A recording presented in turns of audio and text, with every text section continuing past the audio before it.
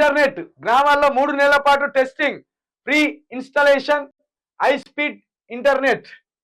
నెట్తో పాటు cable TV ప్రసారాలు కూడా. టెస్టింగ్ కోసం ఇప్పటికే టెండర్లు పిలిచిన టీజీటీఎస్. టెస్టింగ్ తర్వాత అతి తక్కువ ధరకే సేవలు.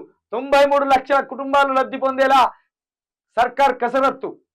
మొత్తానికి ఇంటింటికి ఇంటర్నెట్ అట.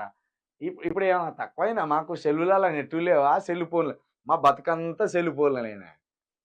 సెల్ ఫోన్లు తక్కువైనట్టు ఇంటింటికి ఇంటర్నెట్ తెచ్చిన. ఇక ఇప్పుడు మహిళలు కూడా కూరలు అనుకుండా వంటలు అనుకుండా వాళ్ళ ముఖాలు కూడా ఇంటర్నెట్లో పెట్టి చూసేదానికేనా ఈ దరిద్రం? మొత్తానికైతే నెట్టు ఉచ్చులో చిక్కుకుంటానమే.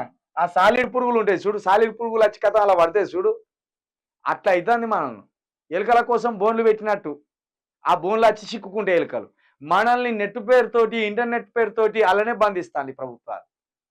చేయించిన సొమ్మంతా అరికెపోతుంది.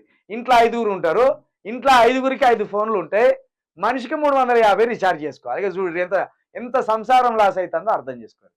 అప్పుడు ఒక్కటి ల్యాండ్ ఫోన్ ఉండే, ల్యాండ్ ఫోన్కి ఎవరైనా ఫోన్ చేస్తే ఆ ల్యాండ్ ఫోన్లో ఒక్కరు మాట్లాడేది. ఇప్పుడు ఇంట్లో 5గురు ఉంటే 5గురు సెల్లు పట్టుకొని తిరుగుతాంటారు. ఇంట్లో హలో అంటే హలో, ఆ రూమ్లోకి వెళ్ళి హలో అంటే ఈ రూమ్లోకి ఉన్నానికి పడుతుంది. వీడిలోకి వెళ్ళి వచ్చే మెల్ల మాట్లాడు రాదురా అంటారు. అక్కడికి వచ్చిన పరిస్థితి.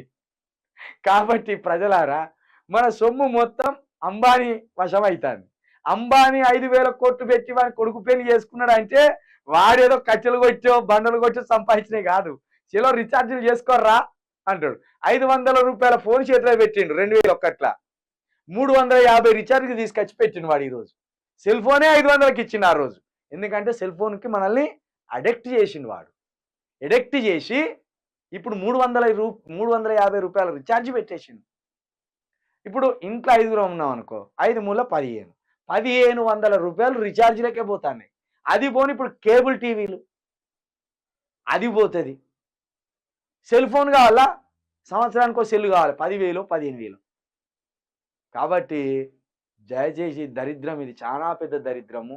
అది ఇంకా ఆర్టిఫిషియల్ ఇంటెలిజెన్స్ అంటాను. సెల్ ఫోన్లు వస్తేనే ఇంత అరాచకం ఉంటే ఆర్టిఫిషియల్ ఇంటెలిజెన్స్ వస్తే ఇంకెంత అరాచకం ఉండాలి. పూసుకున్న రోబో మంచినీళ్ళకు బదులు ఉప్పు నీళ్ళు తెచ్చిన పాయింట్ అది ఎగిరితానితే ఆర్టిఫిషియల్ ఇంటెలిజెన్స్. రోబోసినో చూలే, చెప్తే నవ్వుకుంటానం కావచ్చు, కానీ అరాచకం ఉంటుంది టెక్నాలజీ వెనుక.